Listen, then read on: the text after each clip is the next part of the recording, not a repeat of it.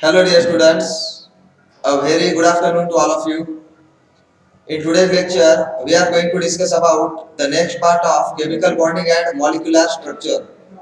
तो इसके पहले लेक्चर में हमने केमिकल बॉन्डिंग का इंट्रोडक्शन देखा था। आज हम नेक्स्ट पार्ट यहाँ पर डिस्कस करने वाले हैं केमिकल बॉन्डिंग का। तो यहाँ पर आज हम डिस्कस करने वाले हैं theories on the formation of molecules. तो जो भी मॉलिक्यूल्स बनते हैं वो किस तरीके से बनते हैं, थियरीज क्या है इन मॉलिक्यूल्स बनने के पीछे, ये सभी चीजों के बारे में हम यहाँ पर जानकारी लेने वाले हैं। तो ये जो थियरीज है मॉलिक्यूल्स बनाने के, पहली जो इंपॉर्टेंट थियरी है वो है empirical approach. It is done by the observation. There are two scientist, that is Kossel and Davis. इन्होंने ये थियरी सामने रखी थी 1916 में। दूसरी जो इंपॉर्टेंट थ्योरी थी वो वैलेंशियल इलेक्ट्रॉन पेयर रिपल्शन थ्योरी थी, जिसका आधार लेकर हम मॉलिक्यूल्स बना सकते हैं, और ये थ्योरी 1940 में यहाँ पर रखी गई थी। दूसरा जो इंपॉर्टेंट अप्रोच था वो क्वांटम अप्रोच था। इसमें वैलेंस बॉन्ड थ्योरी हम लर्न करने वाले हैं, which was put forward in the 1927। और नेक्स्ट जो थ्योरी है वो मॉलिक्यूलर ऑर्बिटल थ्योरी है, जो 1932 में पुट फॉरवर्ड की गई थी। तो इस तरीके से अलग अलग अप्रोचेस मॉलिक्यूल के हम यहाँ पर डिस्कस करने वाले हैं। ये मॉलिक्यूल्स बनते कैसे हैं इनके बारे में भी हम यहाँ पर जानकारी लेने वाले हैं। तो जैसे कि आप सभी को पता है कि केमिकल बॉन्ड्स के तीन मेन टाइप्स होते हैं। पहला जो इंपॉर्टेंट टाइप है वो है आयनिक बॉन्ड। अब इस आयनिक बॉन्ड में क्या होता है, पॉजिटिव और नेगेटिव आयन के बीच इलेक्ट्रोस्टैटिक फोर्स ऑफ अट्रैक्शन होता है, और ये इलेक्ट्रोस्टैटिक फोर्स ऑफ अट्रैक्शन की वजह से पॉजिटिव और नेगेटिव आयन एक साथ बॉन्ड के जरिए एक दूसरे को अटैच होते हैं। दूसरा जो इंपॉर्टेंट टाइप है वो है कोवालेंट बॉन्ड। अब ये जो कोवालेंट बॉन्ड होता है, it is formed due to the sharing of electrons. दोनों भी एटम जो बॉन्ड में है वो equal number of electron share करते हैं, और वहां पर वो कोवालेंट बॉन्ड बना सकते हैं, आइदर सिग्मा और पाई बॉन्ड। तो इसके बारे में हमने कल जानकारी ली थी। अब नेक्स्ट जो टाइप है बॉन्ड का वो है मेटेलिक बॉन्ड।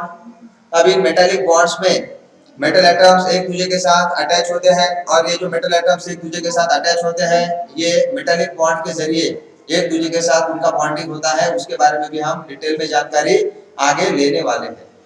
अब ये जो कोवालेंट बॉन्ड होता है उसके दो मेन टाइप्स है, polar covalent bond and non polar covalent bond. अब ये जो पोलर कोवालेंट बॉन्ड होता है वो दो बॉन्डेड एटम के बीच अगर इलेक्ट्रोनेगेटिविटी डिफरेंस है तब वहां पर पोलर कोवालेंट बॉन्ड होता है। अब जो भी पर्टिकुलर दो बॉन्डेड एटम्स है उनके बीच इलेक्ट्रोनेगेटिविटी डिफरेंस अगर नहीं है तो उसको हम नॉन पोलर कोवालेंट बॉन्ड ऐसा कहते हैं। तो इस तरीके से ये बॉन्ड के टाइप्स होते हैं, ये आपको पता है। अब आगे हम डिस्कस करने वाले हैं Kossel Lewis approach to chemical bond. So chemical bonding के लिए कोसेल और लेविस ने क्या अप्रोच यहाँ पर रखा था इसके बारे में हम जानकारी लेंगे। ये कोसेल नाम के साइंटिस्ट थे और लेविस नाम के भी साइंटिस्ट थे। तो ये जो दो साइंटिस्ट है कोसेल और लेविस, इन्होंने केमिकल बॉन्डिंग का यहाँ पर अप्रोच रखा था। केमिकल बॉन्ड बनते कैसे हैं, मॉलिक्यूल्स बनते कैसे हैं, इसके बारे में इन्होंने जानकारी ली थी। इन द ईयर 1916 में दो साइंटिस्ट आए थे, कोसेल और जीएन लेविस, जिन्होंने chemical bond in terms of electron explain किया था। अब उन्होंने एटम का पिक्चर वहां पर दिया था और उनके हिसाब से उन्होंने कहा था कि पॉजिटिवली चार्ज्ड जो पोर्शन होता है एटम का उसको उन्होंने कर्नेल कहा है, और उस कर्नेल के साथ आउटर शेल इलेक्ट्रॉन्स भी होते हैं, and that could accommodate maximum of 8 electron. तो यहाँ पर एटम का जो पिक्चर इन्होंने रखा था वो दो पार्ट्स में उन्होंने डिवाइड किया था, positively charge kernel and the outer shell electrons that could accommodate maximum of 8 electrons. तो ये एटम का पिक्चर था उनके लिए। अब ये कर्नेल मतलब क्या होता है, what is the meaning of kernel? तो देखो बेटा, kernel is nothing but it is the nucleus plus inner shell electrons. अब किसी भी पर्टिकुलर एटम में दो टाइप्स के इलेक्ट्रॉन्स होते हैं, इनर शेल इलेक्ट्रॉन्स और outer shell electrons. Outer shell electrons जो होते हैं वो बॉन्ड फॉर्मेशन में हिस्सा लेते हैं, और इनर शेल इलेक्ट्रॉन्स जो होते हैं वो बॉन्ड फॉर्मेशन में हिस्सा नहीं लेते हैं। तो कर्नेल का मतलब होता है nucleus plus inner shell electrons, या उसी को हम कोर इलेक्ट्रॉन्स ऐसा भी कह सकते हैं। अब आगे हम देखेंगे octet rule. What is the meaning of octet rule?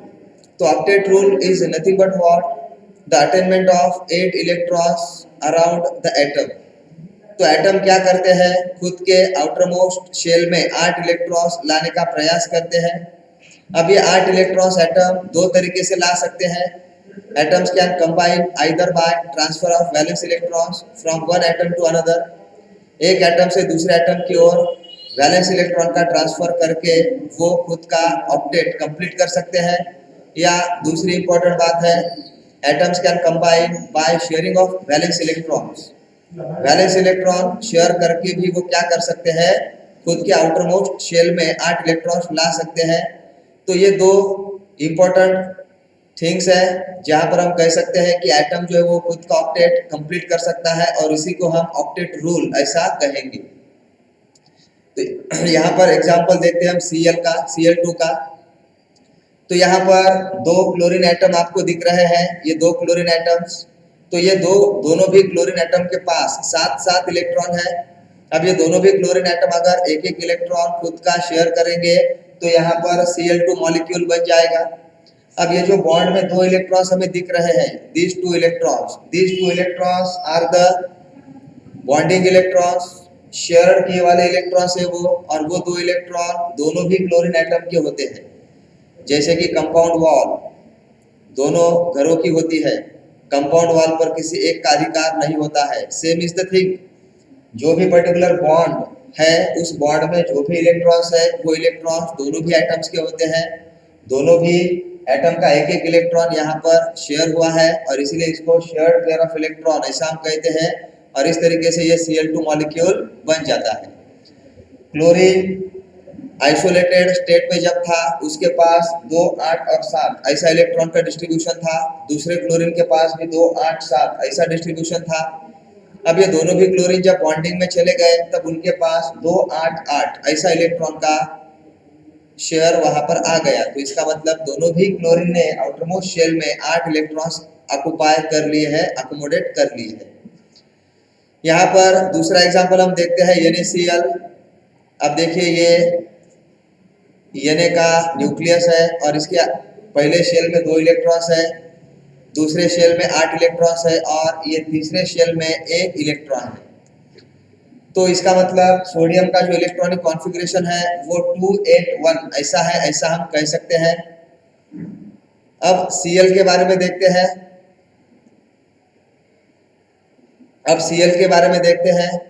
अब Cl जो होता है उस Cl में पहले शेल में 2 इलेक्ट्रॉन्स होते हैं। This is the first shell which have 2 electrons. Second shell में 8 इलेक्ट्रॉन्स होते हैं। This is the second shell in which 8 electrons are there. और थर्ड शेल में 7 इलेक्ट्रॉन्स होते हैं। ठीक है, अब ये जो थर्ड शेल होता है उसमें 7 इलेक्ट्रॉन्स है। अब Cl को अगर स्टेबल होना है तो उसको 1 इलेक्ट्रॉन की आवश्यकता है, और Na को अगर स्टेबल होना है तो वो उसके आउटर मोस्ट शेल का 1 इलेक्ट्रॉन का लॉस कर देगा, तो उसका second shell outer most shell हो जाएगा, और सेकंड शेल में 8 इलेक्ट्रॉन हो जाएंगे।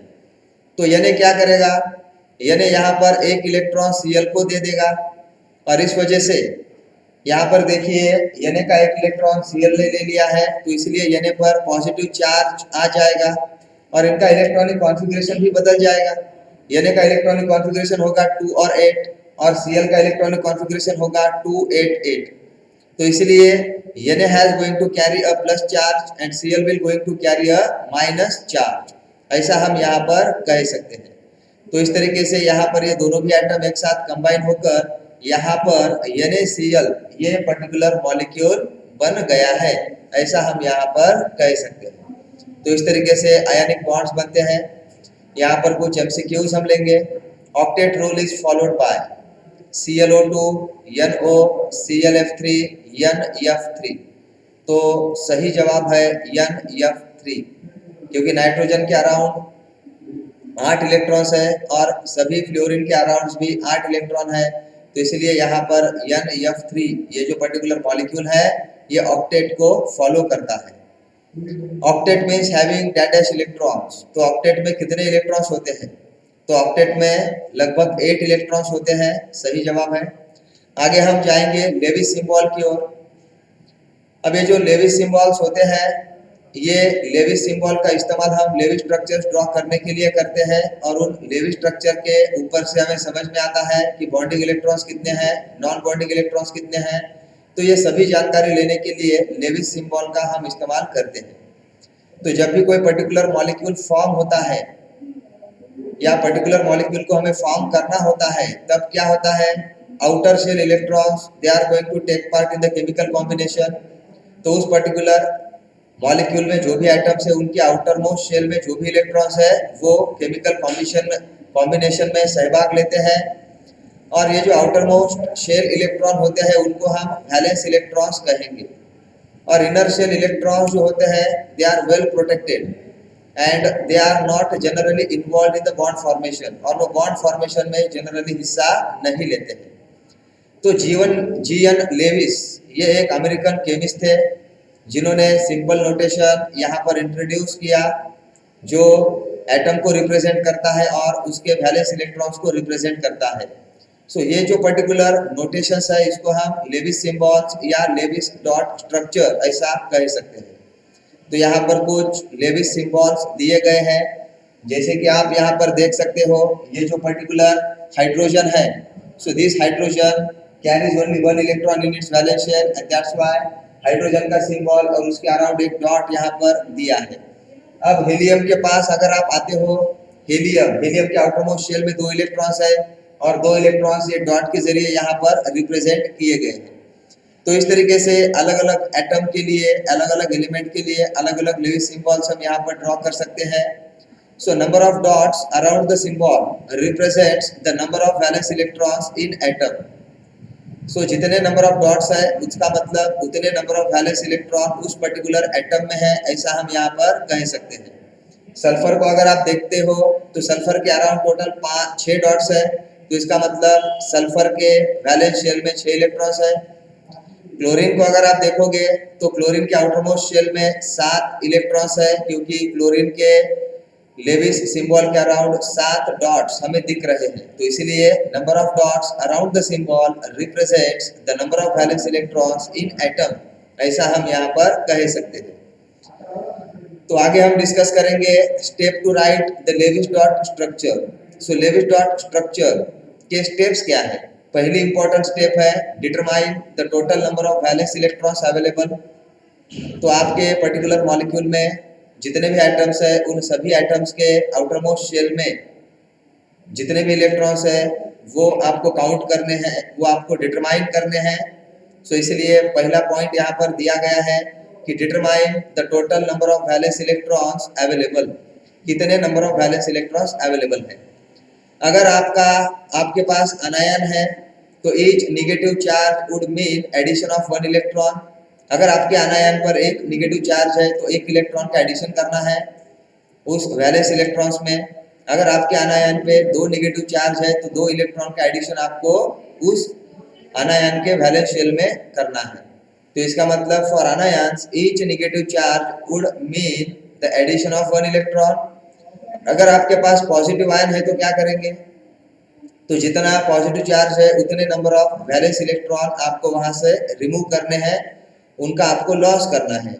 मान लो आपके एटम पर 2 प्लस ऐसा पॉजिटिव चार्ज है, तो आपको उस एटम में से 2 इलेक्ट्रॉन को रिमूव करना है।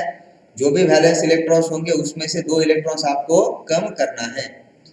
उसके बाद में हमें क्या करना है, just we have to figure out how many octet electrons the molecule should have. Molecule के पास ऑक्टेट इलेक्ट्रॉन्स कितने हैं, जिसकी वजह से वो ऑक्टेट रूल फॉलो कर सकता है। ऑक्टेट रूल का इस्तेमाल करके हमें फिगर आउट करना है कि ऑक्टेट इलेक्ट्रॉन्स मॉलिक्यूल के पास कितने हैं। उसके बाद में हमें क्या करना है, just we have to subtract the valence electrons from the octet electrons. Valence electron को हमें सब्ट्रैक्ट करना है ऑक्टेट इलेक्ट्रॉन से। बाद में हम क्या करेंगे, नेक्स्ट जो स्टेप हमें यहाँ पर लेनी है, just we have to divide the number of bonding electrons by 2। तो उसकी वजह से हमें नंबर ऑफ बॉन्ड्स मिल जाएंगे। जितने भी नंबर ऑफ बॉन्डिंग इलेक्ट्रॉन्स है, उनको आपको 2 से डिवाइड करना है, तो नंबर ऑफ बॉन्ड्स आपको मिल जाएंगे। हमें बाद में करना है कि we have to organise the atoms. So there is a central atom surrounded by other atoms. तो हमें एटम्स को ऑर्गेनाइजेशन करना है. सेंट्रल एटम के अराउंड हमें अदर एटम्स को अरेंज करना है. तो ये सेंट्रल एटम जनरली कौन होता है? Least electronegative atom. आपके मॉलिक्यूल में जो होगा वो सेंट्रल एटम का रोल प्ले करेगा. हाइड्रोजन सेंट्रल एटम नहीं हो सकता है. Hydrogen is always attached to most electronegative element in the Lewis structure. अब ये जो सेंट्रल एटम होता है, central atom can have up to 4 other atoms connected to it. तो सेंट्रल एटम को आप 4 एटम्स कनेक्ट कर सकते हो. ठीक है. So as per central atom, कौन सा सेंट्रल एटम आपने लिया है उसके हिसाब से आप वहां पर सेंट्रल एटम को 4 या उससे ज्यादा भी एटम कनेक्ट कर सकते हो. Complete the octet around each of the outer atoms. जो भी आउटर एटम्स है उनका पहले ऑक्टेट आपको कंप्लीट करना है. If there are not enough electrons to complete the octet, अगर ऑक्टेट कंप्लीट करने के लिए आपके पास इनफ इलेक्ट्रॉन्स नहीं है तो आपका स्केलेटन स्ट्रक्चर जो है वो इनकरेक्ट है और आपको दूसरा कोई अरेंजमेंट वहां पर एटम्स का करना होगा जिससे सभी एटम का ऑक्टेट कंप्लीट हो. सेंट्रल एटम का ऑक्टेट कंप्लीट नहीं हुआ तो भी चलेगा, मगर उसके सराउंडिंग में जो भी एटम्स होते हैं उनका पहले ऑक्टेट कंप्लीट होना बेहद ही जरूरी होता है. तो ये कुछ स्टेप्स हमें फॉलो करने हैं. बाद में क्या करना है? Place the remaining electrons around the central atom. ये सब करने के बाद जो भी इलेक्ट्रॉन्स बचते हैं उसे आपको सेंट्रल एटम के अराउंड अरेंज करना है. तो ये कुछ स्टेप्स हमें फॉलो करने हैं. MCQs. In the formation of molecule only outer shell electrons involved, only inner shell electrons involved, either A and B or both A and B. तो सही आंसर है only outer shell electrons involve. तो molecule बनाते समय, molecule बनते समय valence shell electron का role होता है, ऐसा हम कहेंगे. The number of Lewis dots in the chlorine atom 4 7 5 3. So number of Lewis dots कितने होंगे? 7 होंगे, है ना. So examples of Lewis dot structure. So Lewis dot structures के कुछ examples हम यहाँ पर देखेंगे. Just we have to draw the Lewis dot structure for the carbon monoxide molecule. तो उसके लिए पहला जो स्टेप है वो क्या है? Total number of valence electrons कितने हैं CO में, ये हमें काउंट करना है. जैसे कि कार्बन में 4 वैलेंस इलेक्ट्रॉन है और ऑक्सीजन में 6 वैलेंस इलेक्ट्रॉन है. तो total number of valence electron in CO is 10, ऐसा हम कहेंगे. सेकंड स्टेप में स्केलेटल स्ट्रक्चर हमें डिटरमाइन करना होता है. तो स्केलेटल स्ट्रक्चर जो है वो CO है, ऐसा हम यहाँ पर कहेंगे. अब तीसरे स्टेप में हम कुछ अरेंजमेंट वहाँ पर कर देखेंगे. जैसे कि putting a single bond between the carbon and oxygen. Carbon और ऑक्सीजन के बीच एक सिंगल बॉन्ड हम पुट करेंगे. तो ऐसा करने के बाद क्या हो जाएगा? One shared pair of electron between the carbon and oxygen हो जाएगा. एंड रिमेनिंग 8 इलेक्ट्रॉन जो है उसमें से 8 इलेक्ट्रॉन जो है वो उसमें से 3 लोन पेयर ऑक्सीजन पर हम रख देंगे to complete the octet of oxygen, और एक लोन पेयर हम कार्बन पर रख देंगे. तो ऐसा अगर हम करेंगे तो ऐसा कुछ हमें मिलेगा, है ना. टोटल हमारे पास 10 इलेक्ट्रॉन थे, 10 में से एक हमने shared pair of electron consider की. बाकी के 8 इलेक्ट्रॉन में से 6 इलेक्ट्रॉन ऑक्सीजन को दिए और 2 इलेक्ट्रॉन कार्बन को दिए. तो ऐसा करने के बाद ऑक्सीजन का ऑक्टेट तो कंप्लीट हो जाएगा, मगर कार्बन का ऑक्टेट कंप्लीट नहीं हो रहा है. तो इसका मतलब दूसरा कुछ अरेंजमेंट वहां पर हमें देखना होगा. ठीक है. तो ये सिंगल बॉन्ड कार्बन ऑक्सीजन के बीच नहीं चलेगा. सो एज पहला वाला जो स्ट्रक्चर हमने अभी देखा था उसमें carbon is not having an octet, है ना. Octet of carbon is not complete. तो इसका मतलब multiple bonding is required between the carbon and oxygen. Carbon और ऑक्सीजन के बीच मल्टीपल बॉन्ड हमें वहां पर रखना होगा. तो कार्बन का ऑक्टेट कंप्लीट करने के लिए just we have to put a triple bond between the carbon and oxygen. So triple bond is required between the carbon and oxygen.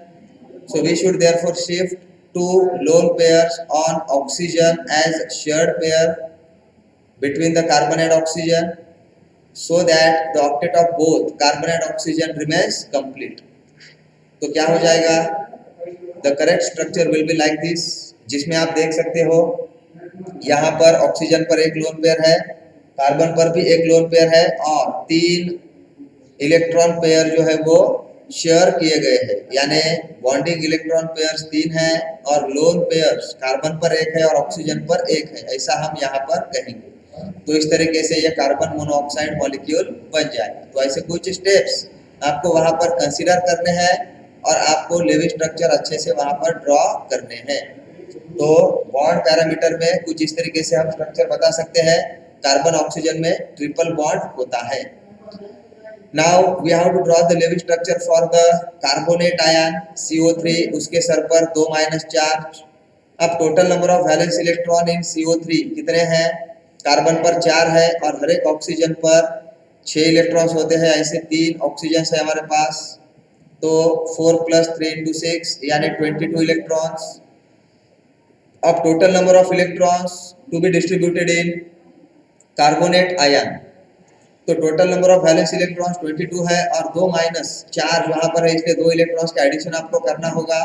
तो इसीलिए total number of electrons to be distributed in carbonate ion is equal to 24, ऐसा हम यहाँ पर कहेंगे।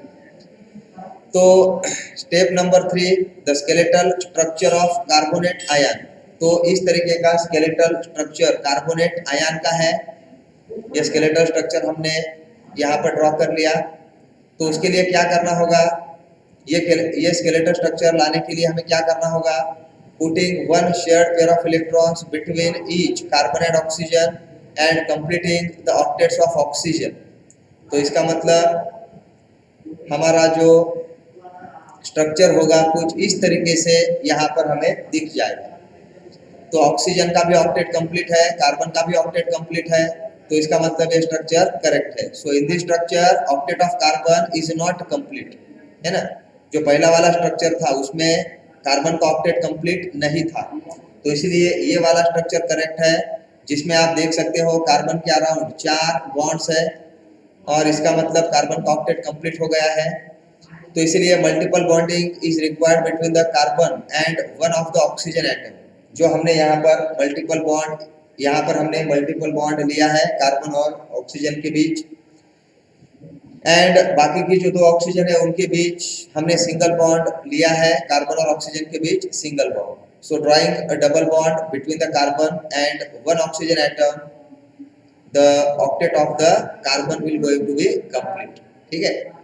और 2 minus charge में से 1 माइनस चार्ज एक ऑक्सीजन पर आएगा और दूसरा माइनस चार्ज दूसरे वाले ऑक्सीजन पर आएगा और 1 माइनस चार्ज इस वाले ऑक्सीजन पर आएगा। तो इस तरीके से हम स्ट्रक्चर्स वहाँ पर ड्रॉ कर सकते हैं। तो कुछ मॉलिक्यूल्स के लेविस डॉट स्ट्रक्चर्स हमें यहाँ पर देखने हैं, जैसे कि H2 मॉलिक्यूल हाइड्रोजन है ना, तो एक इलेक्ट्रॉन वहाँ पर शेयर हो जाएगा। H2O मॉलिक्यूल का लेविस डॉट स्ट्रक्चर इस तरीके से होगा, ऑक्सीजन दोनों भी हाइड्रोजन के साथ एक सिंगल बॉन्ड बनाएगा और ऑक्सीजन जो सेंट्रल एटम है उस पर 2 लोन पेयर्स रहेंगे और मॉलिक्यूल में ओवरऑल 2 बॉन्ड पेयर्स होंगे। तो इस तरीके से मॉलिक्यूल में टोटल इलेक्ट्रॉन पेयर्स कितने होंगे, टोटल इलेक्ट्रॉन पेयर्स मतलब lone pair plus bond pair. Central atom पर लोन पेयर 2 है और मॉलिक्यूल में बॉन्ड पेयर्स 2 है, तो इसका मतलब इलेक्ट्रॉन पेयर्स टोटल 4 हो जाएंगे वाटर मॉलिक्यूल में। CCl4 मॉलिक्यूल, तो CCl4 मॉलिक्यूल में सेंट्रल एटम हर एक क्लोरीन के साथ एक सिंगल बॉन्ड बनाता है, तो इसलिए CCl4 मॉलिक्यूल में सेंट्रल एटम ने 4 बॉन्ड पेयर्स या 4 बॉन्ड्स बनाए हैं। तो सेंट्रल एटम पर 4 बॉन्ड पेयर्स है, लोन पेयर एक भी नहीं है, तो total electron pairs on the central atom यानी bond pair plus lone pair, तो सेंट्रल एटम पर लोन पेयर 0 है, बॉन्ड पेयर 4 है, तो इसका मतलब टोटल इलेक्ट्रॉन पेयर 4 हो जाएंगे CCl4 मॉलिक्यूल में। N2 मॉलिक्यूल, तो N2 मॉलिक्यूल में क्या हो जाएगा, दोनों भी नाइट्रोजन 3-3 इलेक्ट्रॉन शेयर करेंगे और वो 3-3 इलेक्ट्रॉन शेयर करते हैं, तो दोनों भी नाइट्रोजन के बीच में ट्रिपल बॉन्ड आ जाएगा। तो इस तरीके से N2 मॉलिक्यूल यहाँ पर बनेगा। यहाँ पर कुछ कंसेप्चुअल क्वेश्चंस हम देखेंगे। क्वेश्चन है draw the living structures of the following molecules and ions and tell in which case or cases the octet is violated. Octet rule का वायलेशन हो रहा है। BeCl2 एक मॉलिक्यूल है, PCl5 एंड CO3 2-। ये अलग अलग तीन मॉलिक्यूल्स या आयंस के स्ट्रक्चर्स हमें ड्रॉ करने हैं। तो BeCl2 का स्ट्रक्चर इस तरीके से होगा, जहां पर बेरिलियम जो सेंट्रल एटम है उस बेरिलियम के अराउंड सिर्फ 4 ही इलेक्ट्रॉन्स है। PCl5 में जो फास्फोरस है, इस फास्फोरस के अराउंड टोटल 10 इलेक्ट्रॉन्स है। और कार्बोनेट आयन जो है उस कार्बन के अराउंड जो सेंट्रल एटम कार्बन है, इस कार्बन के अराउंड टोटल 8 इलेक्ट्रॉन्स है। तो इसका मतलब BeCl2 is a molecule less than octet. तो बेरिलियम ये जो सेंट्रल एटम है उस पर सिर्फ सेंट्रल एटम बेरिलियम पर 4 ही इलेक्ट्रॉन है, तो it is less than octet. PCl5 ये जो पर्टिकुलर मॉलिक्यूल है it is more than octet. तो PCl5 में जो फास्फोरस है उसके अराउंड टोटल 10 इलेक्ट्रॉन्स है। और कार्बोनेट आयन का जो कार्बन है उसके सराउंडिंग में टोटल 8 इलेक्ट्रॉन्स है। तो इसका मतलब वो ऑक्टेट रूल को फॉलो करता है। नेक्स्ट कंसेप्चुअल क्वेश्चन है write the Lewis dot symbol and predict the valencies you expect for the following elements nitrogen, fluorine and neon. ठीक है, तो नाइट्रोजन का लेविस डॉट सिंबल आपके सामने है। तो टोटल 5 यहाँ पर आउटर मोस्ट इलेक्ट्रॉन्स है नाइट्रोजन में, तो इसलिए वैलेंसी क्या हो जाएगी 8 - 5 यानी 3 हो जाएगी। तो नाइट्रोजन की वैलेंसी 3 होगी। फ्लोरीन के लेविस डॉट सिंबल में टोटल 7 इलेक्ट्रॉन्स है, तो वैलेंसी क्या हो जाएगी 8 - 7 यानी 1 वैलेंसी फ्लोरीन की होगी। नियॉन के लेविस डॉट सिंबल में टोटल 8 इलेक्ट्रॉन्स है, तो इसलिए इसका वैलेंसी 8 - 8 यानी 0 हो जाएगा।